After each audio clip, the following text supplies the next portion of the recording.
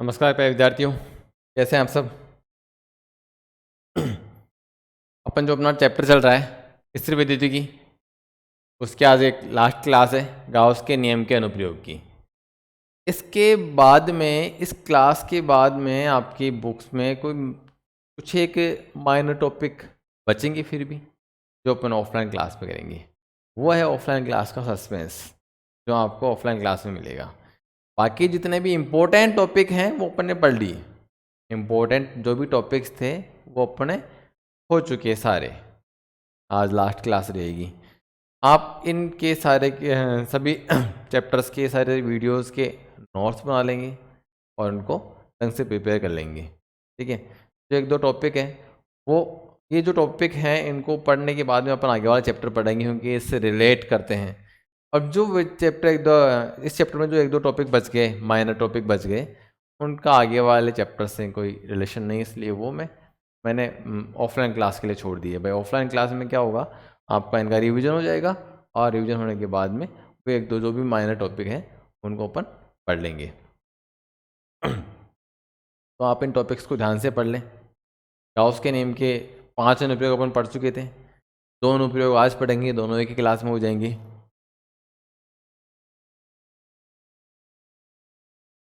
और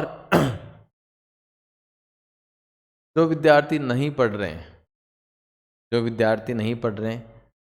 विद्यार्थी भी पढ़ना स्टार्ट करें। कई विद्यार्थी ऐसे हैं, आते हैं, क्लास ज्वाइन करते हैं, अटेंडेंस देते हैं, नाम लिखा, क्लास लेफ्ट कर दी। ठीक है, पढ़ लेंगे बाद में। जो बाद में पढ़ना स्टार्ट करेगा वो पीछे रहेगा, वो कभी आगे वालों की बराबरी कभी नहीं कर पाएगा। और लापरवाही कर रहे हो तो नुकसान आपका खुद का होना है। आते हैं अपन क्लास में। अपना जो टॉपिक है,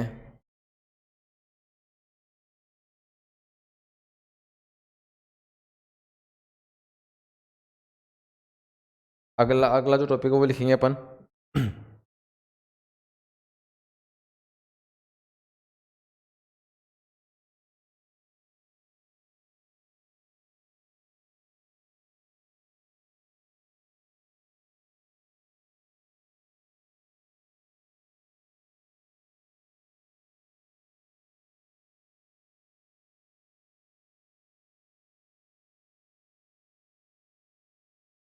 अनंत विस्तार की आवेशित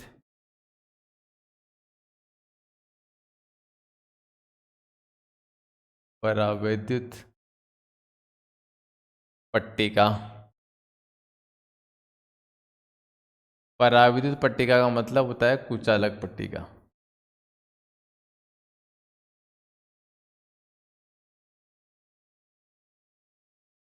के कारण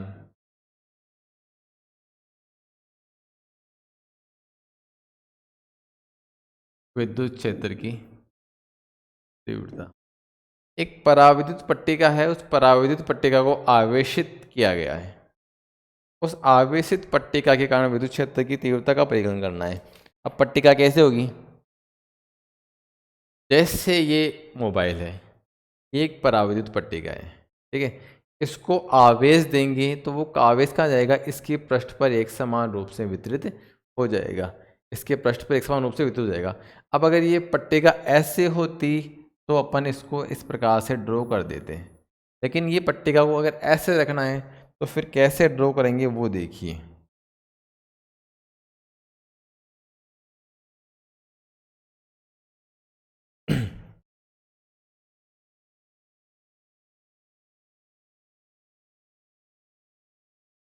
ये पट्टिका आ गई, इस पट्टिका को आवेश दिया धनावेश,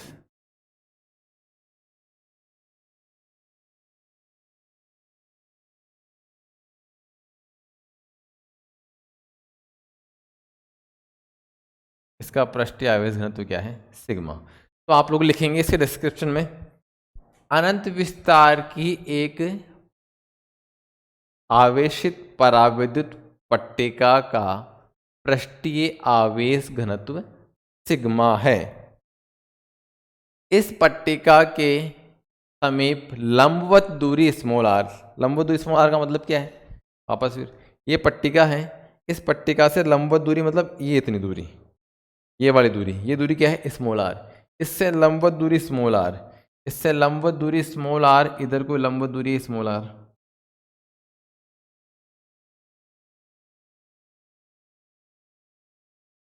लंबवत दूरी स्मॉल आर पर स्थित बिंदु P, लंबवत दूरी स्मॉल आर पर स्थित बिंदु P पर विद्युत क्षेत्र की तीव्रता ज्ञात करनी है। आप लोग लिखेंगे, ये आप लोग लिखेंगे नोट्स में। फिर आप नेक्स्ट लाइन से लिखेंगे बिंदु P पर परिणामी विद्युत क्षेत्र की तीव्रता ज्ञात करने के लिए 2r लंबाई के बेलनाकार गाउसीय पृष्ठ की कल्पना करते हैं। गाउसीय पृष्ठ लेंगे ना, गाउस का नियम लगाएंगे तो गाउसीय पृष्ठ लेंगे। तो 2r लंबाई के बेलनाकार गाउसीय पृष्ठ की कल्पना करते हैं जो पट्टिका द्वारा दो समान भागों में विभाजित होता हो, जो पट्टिका द्वारा दो समान भागों में विभाजित होता हो एवं बिंदु P इसके एक अंत्यफलक, बिंदु P इसके एक अंत्यफलक पर स्थित हो। मतलब एक बेलनाकार पृष्ठ बनाएंगे इस प्रकार से, एक अंत्यफलक पे क्या बना दिया यहाँ पे। अब जितना बेलन आर लंबाई का बेलन उधर है, आर लंबाई का बेलन इसके पीछे होगा, ये आर लंबाई का बेलन इधर, आर लंबाई का बेलन क्या होगा इसके पीछे होगा। तो इधर वाले पीछे वाले बेलन को भी बना दिया, डॉट डॉट जहाँ पे है वहाँ पे बेलन छिप गया, ये बेलनाकार हो गया। इधर भी आ रहा है, इधर भी क्या है आ रहे हैं, ठीक है। इसके तीन पृष्ठ हैं, ये वाला पृष्ठ S1, इधर वाला पृष्ठ S2, एक ये है वक्र पृष्ठ S3। जैसे ये बेलन है तो इसका ये तो क्या हो गया वक्र पृष्ठ हो गया, टेढ़ा वाला पृष्ठ, एक ऊपर वाला पृष्ठ, एक नीचे वाला पृष्ठ, ठीक है। तो इधर वाले पृष्ठ को नाम दे दिया S1, इधर वाले पृष्ठ को नाम दिया S2, इधर वाले को नाम दे दिया वक्र पृष्ठ को नाम दे दिया S3। S1 की दिशा, ठीक है, ये है, ये टंकी का ढक्कन हो गया, बेलन का ढक्कन हो गया, इसकी दिशा लंबवत बाहर की तरफ, दिशा लंबवत बाहर की तरफ। और ये जो वक्र पृष्ठ है उसकी दिशा भी लंबवत बाहर की तरफ, मतलब ऊपर की तरफ या नीचे की तरफ होगी, ठीक है। यहाँ पे ऊपर की तरफ, यहाँ पे नीचे की तरफ। अब देखते हैं ई की दिशा, ये प्लस का आवेश है, प्लस के आवेश के कारण इधर दिशा होगी इधर की तरफ, ई की दिशा ऊपर भी नीचे भी, यहाँ भी ई की दिशा इधर की तरफ ही होगी, ठीक है। और यहाँ भी इधर की दिशा इधर की तरफ होगी, क्योंकि प्लस आवेश बीच में रखा है, प्लस आवेश जैसे ये है, प्लस आवेश रखा है, इधर भी दिशा प्लस धनावेश के कारण विद्युत क्षेत्र की दिशा लंबवत बाहर की ओर होती है, इधर भी दिशा लंबवत बाहर की तरफ, इधर भी दिशा लंबवत बाहर की तरफ होगी, ठीक है। तो ये इधर भी बाहर की तरफ, इधर भी बाहर की तरफ। अब S1 और E के मध्य जो कोण है उसको नाम दे दिया θ1, जो कितना डिग्री है 0 डिग्री है। S2 और E के मध्य कोण है उसको नाम दिया θ2, जो 0 डिग्री है।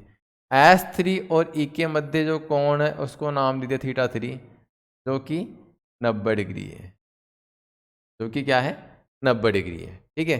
अब ये θ1, θ2 और θ3 का मान अपने याद कर, पता चल गया अपने को, ठीक है। अब फिर आप लिखेंगे आगे नेक्स्ट लाइन से, गाउसीय पृष्ठ से निर्गत, नेक्स्ट लाइन लिखेंगे गाउसीय पृष्ठ से निर्गत कुल फ्लक्स, ये लिख देंगे। फिर नेक्स्ट लाइन से लिखेंगे वैद्युत फ्लक्स की परिभाषा से फाई बराबर integration of E ds cos theta, ठीक है। गाउसीय पृष्ठ, अब गाउसीय पृष्ठ ये जो पूरा बेलन है वो गाउसीय पृष्ठ है, बेलन क्या है गाउसीय पृष्ठ है, उसको तीन भागों में बांट दिया, S1 अलग, S2 अलग और S3 अलग। तो क्या करेंगे इसको भी तीन भागों में अलग अलग करके जोड़ेंगे, ई ds cos θ1, ये किसके लिए है S1 के लिए, integration of E ds cos θ2, ये किसके लिए है S2 के लिए, और साथ में integration of E ds cos θ3, ये किसके लिए है S3 के लिए, ठीक है। अब θ1 और θ2 उनका मान क्या है 0 डिग्री है, उनका मान 0 डिग्री है, तो cos थीटा 1 और cos थीटा 2 उसका मान तो क्या हो जाएगा, 1 हो जाएगा। ठीक है, अब जो थीटा 3 का मान है वो क्या है, 90 डिग्री है, तो cos थीटा 3 उसका मान क्या हो जाएगा, 0, क्योंकि cos 90 का मान क्या होता है, 0 होता है। ये होता है, तो फाई बराबर integration of E D S one के साथ में थीटा, देखो यहाँ पे थीटा 1 का मान 1 आ जाएगा, थीटा 2 का मान भी 1 आ जाएगा, और थीटा 3 का मान क्या आ जाएगा, 0। 0 आने से ये तो पूरा का पूरा क्या हो जाएगा, 0। यहाँ पे 1 और यहाँ पे 1, तो क्या आ जाएगा, ई डी एस इंटीग्रेशन ई डी एस 2, यहाँ से ई बाहर आ गया, इंटीग्रेशन डी एस 1, ई बाहर आ गया, इंटीग्रेशन डी एस 2। ठीक है, इंटीग्रेशन डी एस 1 ये क्या है, ये इसका क्षेत्रफल है, S1 इस ये वाला क्षेत्रफल और S2 ये वाला क्षेत्रफल। ठीक है, अब आप लोग देख रहे होंगे कि इधर वाला ये दोनों क्या होंगे, बराबर होंगे, जिनको मैंने S मान लिया।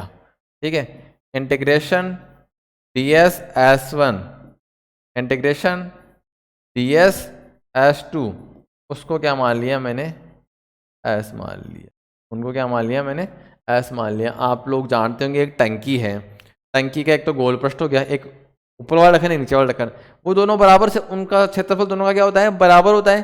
ठीक है, तो ये ds और ds S1 और ds S2 दोनों बराबर हैं, इसको मैंने क्या मान लिया, S मान लिया।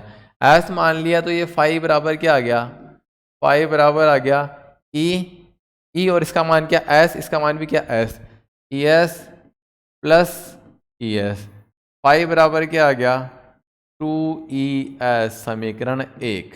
ये फ्लक्स का मान आ गया वैद्युत फ्लक्स की परिभाषा से। अब फिर अपन चलते हैं गाउस के नियम से।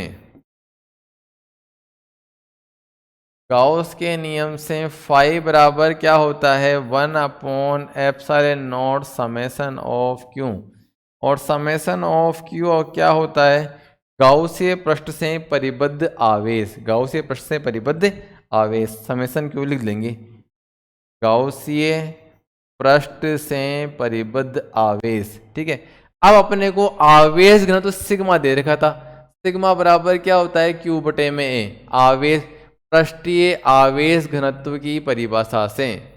ये कहाँ से आया, पृष्ठीय आवेश घनत्व की परिभाषा से, तो यहाँ से Q बराबर क्या आ जाएगा, सिग्मा इंटू ए, सिग्मा पृष्ठीय आवेश घनत्व है। ठीक है, आवेश घनत्व है सिग्मा, और ए क्या है, क्षेत्रफल। ठीक है, अपने यहाँ पे सिग्मा तो सिग्मा ही है, क्षेत्रफल अपने पास में ए नहीं है, क्या है, एस है, तो Q बराबर क्या आ जाएगा, सिग्मा एस आ जाएगा, Q बराबर क्या आ जाएगा, सिग्मा एस आ जाएगा। तो फाई बराबर जो था 1/ε0 समेशन ऑफ क्यू, वहाँ क्या आ जाएगा, सिग्मा एस, तो फाई बराबर क्या आ गया, सिग्मा एस गुना ε0। ये समझ में आ गया क्या, पृष्ठीय आवेश में सिग्मा बराबर Q/A होता है, तो यहाँ से Q बराबर क्या आ जाएगा, सिग्मा इंटू ए, सिग्मा क्या है, आवेश है, ए क्या है, क्षेत्रफल, क्षेत्रफल जो क्षेत्रफल आप ले रहे हो, क्षेत्रफल अपन ले रहे हैं ये वाला, ये किसके बराबर है, एस के बराबर है, तो अपन ने क्या ले लिया, यहाँ पे रख दिया, अपन एस का मान रख दिया, तो आ गया फाई बराबर सिग्मा एस अपॉन ε0, समीकरण क्या हो गया, 2 हो गया। अब समीकरण 1 व 2 से समीकरण 1 क्या है, समीकरण 1 फाई बराबर 2ES, तो 2ES बराबर क्या आ गया, सिग्मा एस बटे में ε0, एस से एस कट गया, ई बराबर क्या आ गया, सिग्मा बटे में 2ε0, ई बराबर क्या आ गया, सिग्मा बटे में 2ε0। ये आ गया परावैद्युत पट्टिका के कारण वैद्युत क्षेत्र की तीव्रता, परावैद्युत पट्टिका के कारण वैद्युत क्षेत्र की तीव्रता आ गई, सिग्मा ई बराबर सिग्मा बटे में 2ε0।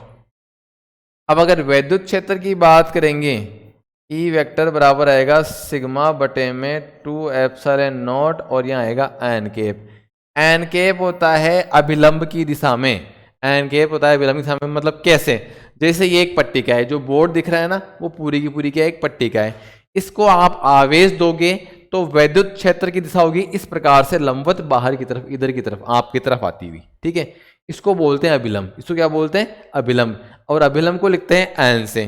तो ये एन कैप का मतलब क्या हुआ, अभिलंब की दिशा में। जैसे अगर फर्श है उसको आवेशित कर दिया जाए तो विद्युत क्षेत्र की दिशा होगी बिल्कुल लंबवत बाहर ऊपर की ओर।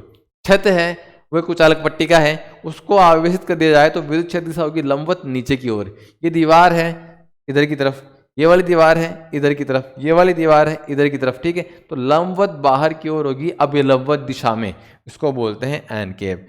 तो ये दिशा बता रहा है, एन कैप क्या बता रहा है, दिशा बता रहा है, मतलब लंबवत बाहर की ओर। ए वेक्टर बराबर सिग्मा बटे में 2 एप्सिलॉन नॉट एन कैप। ये होगी आवेशित पराविद्युत पट्टिका या कुचालक पट्टिका के कारण विद्युत क्षेत्र की तीव्रता। अब देखो यहां पर दूरी जो ली थी ना अपन ने आर, प्रेक्षण बिंदु लिया था, ये लिया था आर, दूरी ली थी अपन ने आर, इस पट्टिका से प्रेक्षण बिंदु की दूरी, इसका इसमें कोई रोल नहीं है, देख सकते हैं आप। सिग्मा बराबर 2 बटे में एप्सिलॉन नॉट है, ई आर का कोई रोल नहीं है, तो आप नीचे लिख देंगे, अर्थात समरूप आवेशित पराविद्युत पट्टिका के कारण विद्युत क्षेत्र की तीव्रता दूरी आर पर निर्भर नहीं करती है, दूरी पर निर्भर नहीं करती है। दूरी पर निर्भर नहीं करती है, तो अगर ग्राफ बनाना हो अपने को आर में और ई में ग्राफ बनाना हो, आर में और ई में ग्राफ बनाना हो तो कैसे आएगा, स्ट्रेट आएगा। आर का मान 0 हो चाहे कितना हो, ई का मान तो फिक्स रहेगा, कितना रहेगा, सिग्मा बटे में 2 एप्सिलॉन नॉट। आर का मान कम हो चाहे आर का मान ज्यादा हो, आर का मान 5 है तो भी ई का मान इतना रहेगा, आर का मान 10 है तो भी ई का मान इतना रहेगा, आर का मान 20 है तो भी ई का मान नहीं बदलेगा। तो दूरी पर निर्भर नहीं करता, ग्राफ इस प्रकार से स्ट्रेट आ जाएगा। एंड आउट, ये था एक समान समरूप आवेशित पराविद्युत पट्टिका के कारण विद्युत क्षेत्र की तीव्रता। अब आगे चलते हैं।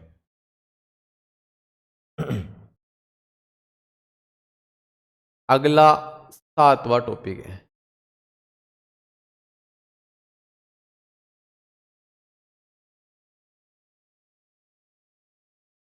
समरूप आवेशित चालक पट्टिका, समरूप आवेशित चालक पट्टिका।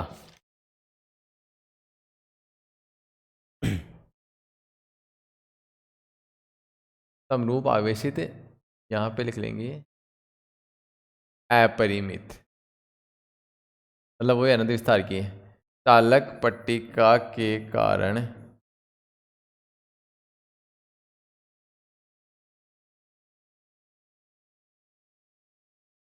विद्युत क्षेत्र की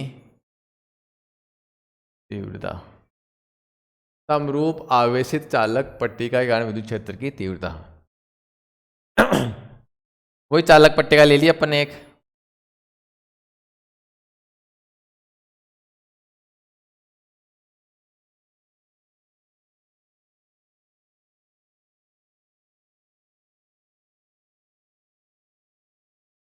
इसको आवेश दिया तो इसके पृष्ठ पे रहेगा, जो भी आवेश देंगे इसके पृष्ठ पे रहेगा, अंदर नहीं रहेगा। तो ऊपर लिखेंगे एक अपरिमित चालक पट्टिका का पृष्ठीय आवेश घनत्व सिग्मा है, इसके पृष्ठ से लंबवत दूरी स्मॉल आर, इसके पृष्ठ से लंबवत दूरी स्मॉल आर पर स्थित प्रेक्षण बिंदु P पर विद्युत क्षेत्र की तीव्रता ज्ञात करने के लिए स्मॉल आर लंबाई के बेलनाकार गाउसीय, स्मॉल आर 2r नहीं है, स्मॉल आर है, स्मॉल आर लंबाई के बेलनाकार गाउसीय पृष्ठ की कल्पना करते हैं, जिसका अंत्य फलक बिंदु P पर स्थित है, या जिसके अंत्य फलक पर बिंदु P स्थित है, जिसके अंत्य फलक पर बिंदु P स्थित है। तो ये स्मॉल आर लंबाई के बेलनाकार गाउसीय पृष्ठ की कल्पना कर ली साहब, ये बेलनाकार गाउसीय पृष्ठ है, ये कर लिया। इसका एक पृष्ठ इधर है, एक पृष्ठ इसके अंदर दर्शा हुआ है, इस जैसे ये चालक पट्टिका है, एक पृष्ठ तो इधर निकला हुआ है ही साइड में, एक पृष्ठ इसके अंदर घुसा हुआ है, अंदर चिपका रखा है ताकि ये अपने आप रुक जाए। स्मॉल आर लंबाई की बेलनाकार गाउसी पृष्ठ की कल्पना कर ली। अब यहां पर ये हो गया S1, इधर जो यहाँ वाला होगा वो होगा S2 और ये वाला क्या हो जाएगा S3, इधर होगी E, ठीक है। अब यहाँ पे S1 और E के मध्य कोण θ1 वो कितना है 0 डिग्री है। यहाँ पे θ2 है वो कितना है θ2, तो अगर ये माने इसकी दिशा इधर की तरफ मानते हैं बाहर की तरफ 0 डिग्री, और यहाँ पर θ3 है वो कितना है 90 डिग्री है, ठीक है।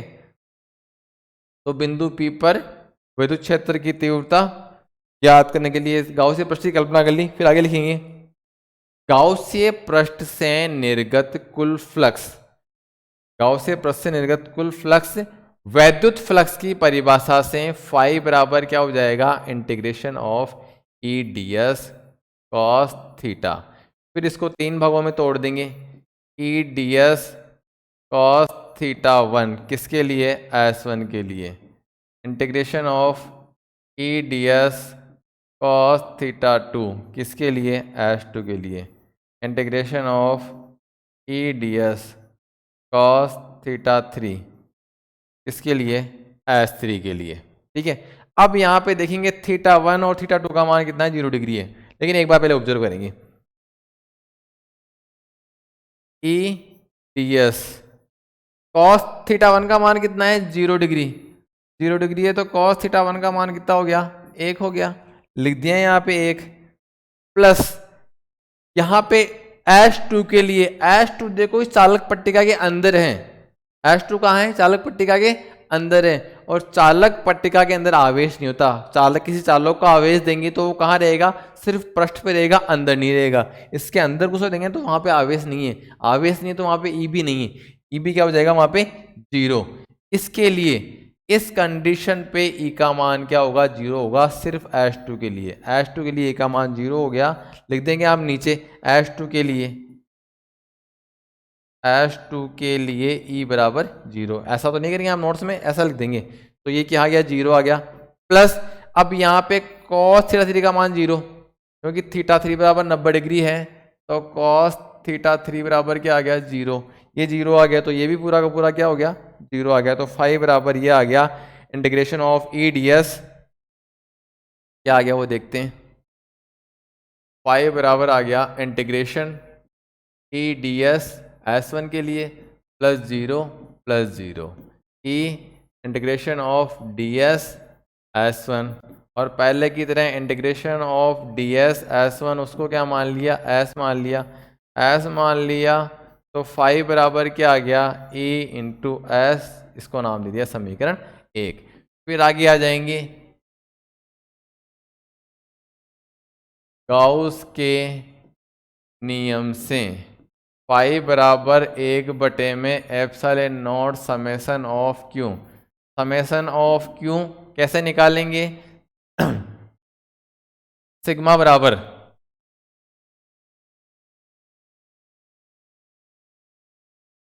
यहाँ लिख देंगे, सिग्मा बराबर क्या होता है Q अपॉन A, तो यहाँ से Q बराबर क्या आ जाएगा सिग्मा A, ठीक है।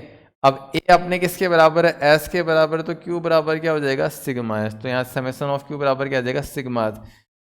समेसन ऑफ Q क्या होता है गाउसीय पृष्ठ के अंदर का आवेश, ये गाउसीय पृष्ठ है, ये गाउसीय पृष्ठ है, इसके अंदर आवेश कितना होगा क्षेत्रफल इसका S है, सिग्मा गुणा S हो जाएगा इसका आवेश, तो Q बराबर क्या हो जाएगा सिग्मा S, Q बराबर सिग्मा S हो गया।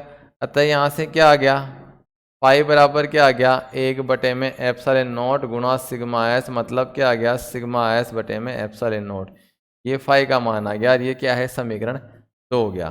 फाई बराबर सिग्मा S बटे एप्सिलॉन नॉट, ये तो गाउस के नियम से है, फाई बराबर ई एस वैद्युत फ्लक्स की परिभाषा से है। समीकरण 1 व 2 से ई एस बराबर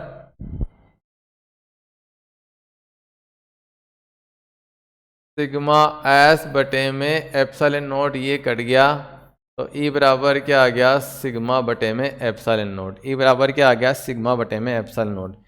दिशा की बात करेंगे, सिग्मा बटे में एप्सिलॉन नोट के साथ में भी क्या आ जाएगा एन कैप आ जाएगा, क्योंकि चालक पट्टी का भी कारण भी विद्युत क्षेत्र की दिशा होगी वो क्या होगी लंबवत बाहर की ओर होगी। ठीक है, अब अपने को अगर ई एवं आर में ग्राफ बनाना है, ई एवं आर में ग्राफ बनाना है, इसके नीचे पर लिख लेंगे कि अर्थात समरूप आवेशित चालक पट्टिका के कारण विद्युत क्षेत्र की तीव्रता दूरी पर निर्भर नहीं करती, नियत रहती है। अब अपन ई और आर में ग्राफ बनाएंगे तो इस प्रकार से ये इधर ले लिया आर, इधर ले लिया ई, तो ग्राफ स्ट्रेट आएगा। ई का मान ई बराबर सिग्मा बटे में एप्सिलॉन नोट ही रहेगा, आर पे निर्भर नहीं करेगा। ऐसे नहीं कि आर बढ़ेगा तो कम होगा, ज़्यादा होगा, कम नहीं होगा, कांस्टेंट। अगर इसका मान ई बराबर 10 न्यूटन पर कूलाम आ गया ना, तो भले ही आर का मान 0 हो, भले ही आर का मान 5 हो, भले ही आर का मान 10 हो, भले ही आर का मान 20 हो, ई का मान नहीं बदलेगा, दूरी पर निर्भर नहीं करेगा, नियत रहेगा। अब अगर अपने को ग्राफ पूछ लिया, ये बोल दिया कि साहब सॉरी ई एवं सिग्मा में ग्राफ बनाओ, ई और सिग्मा में ग्राफ बनाना है, सोचो आप लोग कैसे बनेगा ग्राफ। ई और सिग्मा में ग्राफ बनाना है, ई बराबर ये था सिग्मा बटे में एप्सिलॉन नोट, तो ई समानुपाती एप्सिलॉन आ गया। ग्राफ किस प्रकार से बनेगा, इस प्रकार से आ जाएगा, इधर सिग्मा और इधर क्या आ जाएगा ई आ जाएगा, इधर सिग्मा इधर ई आ जाएगा। अगर कुचालक पट्टिका के लिए पूछा है अपने को ग्राफ, कुचालक पट्टिका के लिए ई बराबर क्या था सिग्मा बटे में 2 एप्सिलॉन नोट, ई समानुपाती क्या हो गया सिग्मा। ग्राफ इस प्रकार से आ जाएगा, इधर सिग्मा और इधर क्या आ जाएगा ई आ जाएगा, ई और सिग्मा इस प्रकार से आ जाएगा। तो दोनों में ग्राफ तो क्या रहेगा समानुपाती ही रहेगा। ठीक है, और दोनों में जो दूरी वाला ग्राफ आ रहा है वो भी क्या आ रहा है सेम से आ रहा है। ये चालक पट्टिका के लिए है और वो कुचालक पट्टिका के लिए। अब एक दो क्वेश्चन कर लेते हैं ताकि अपना कॉन्सेप्ट क्लियर हो जाएगा। क्वेश्चन लिखेंगे आप, किसी किसी चालक पट्टिका का पृष्ठीय आवेश घनत्व 4 माइक्रोकूलाम पर मीटर स्क्वायर है। किसी चालक पट्टिका का पृष्ठीय आवेश घनत्व 4 माइक्रोकूलाम पर मीटर स्क्वायर है। इसके नज़दीक स्थित बिंदु पर विद्युत क्षेत्र की तीव्रता का परिकलन कीजिए। आर के मान का कोई मतलब ही नहीं है यहाँ पे, अगर आर का मान दे भी रखा है तो भी कोई रोल नहीं होगा, क्योंकि ई बराबर क्या होता है सिग्मा बटे में एप्सिलॉन नोट। सिग्मा का मान 4 गुणा 10 की घात -6, एप्सिलॉन नोट का मान 8.854 गुणा 10 की घात -12। तो यहाँ पे ये 4 बटे में 8.854 और गुणा -6 प्लस का 12, तो ये आ जाएगा 4 बटे में 8.854 गुणा 10 की घात 6 न्यूटन पर कूलाम, ये का मान आ जाएगा। कैलकुलेशन आप लोग खुद करेंगे जो भी आएगी। अगला क्वेश्चन देख लेंगे, किसी पराविद्युत पट्टिका, पराविद्युत या कुचालक पट्टिका एक ही बात है, किसी पराविद्युत पट्टिका का पृष्ठीय आवेश घनत्व सिग्मा दे रखा है 5 माइक्रोकूलाम पर मीटर स्क्वायर है। इसके पृष्ठ से 5 सेंटीमीटर की दूरी पर, के पृष्ठ से 5 सेंटीमीटर की दूरी पर विद्युत क्षेत्र का परिकलन कीजिए। फॉर्मूला हो जाएगा ई बराबर सिग्मा बटे में 2 एप्सिलॉन नोट। सिग्मा का मान 5 गुणा 10 की घात -6, 2 गुणा एप्सिलॉन नोट का मान कितना होता है 8.854 गुणा 10 की घात -12। कैलकुलेशन करने के बाद में जो भी आएगा इजी से क्वेश्चन है, इजी से कॉन्सेप्ट है, आपसे हो जाएंगे, कोई दिक्कत नहीं आएगा। तो मेजोरिटीज़ में अपना चैप्टर कंप्लीट हो चुका है। मेन टॉपिक क्या लगभग सारे टॉपिक कंप्लीट हो चुके। बहुत ही शायद 1-2% टॉपिक होंगे जो माइनर टॉपिक हैं, बिल्कुल हैं चैप्टर में 1-2 माइनर टॉपिक हैं। थ्योरेटिकल पोर्शन वो मैंने सस्पेंस रखा है आपके ऑफलाइन के लिए। ऑफलाइन में तो आपको कुछ मिलना चाहिए ना एक्स्ट्रा, वो आपको ऑफलाइन में मिलेगा। कुछ एक न्यूमेरिकल्स करेंगे अपन, कुछ एक दो टॉपिक बचे हुए हैं मुश्किल से एक क्लास के, वो अपन ऑफलाइन में करेंगे। आपका एक टॉपिक कंप्लीट, चैप्टर कंप्लीट हो चुका है। आप लोग इस चैप्टर के जितने भी आपके नोट्स बाकी हैं वो बनाएंगे, और फिर नोट्स बना के फिर क्या करेंगे आप लोग उनको लर्न करेंगे। और बुक से जितने भी एग्जाम्पल्स और क्वेश्चंस आप लोग कर सकते हैं वो आप लोग करेंगे। और उनको इस चैप्टर को तो प्रिपेयर कर लेना अच्छे से कि इस चैप्टर में से तो आपको कोई दिक्कत ही नहीं आए। और अगली क्लास में अपन फिर अगला चैप्टर शुरू करेंगे। तब तक के लिए धन्यवाद, नमस्कार।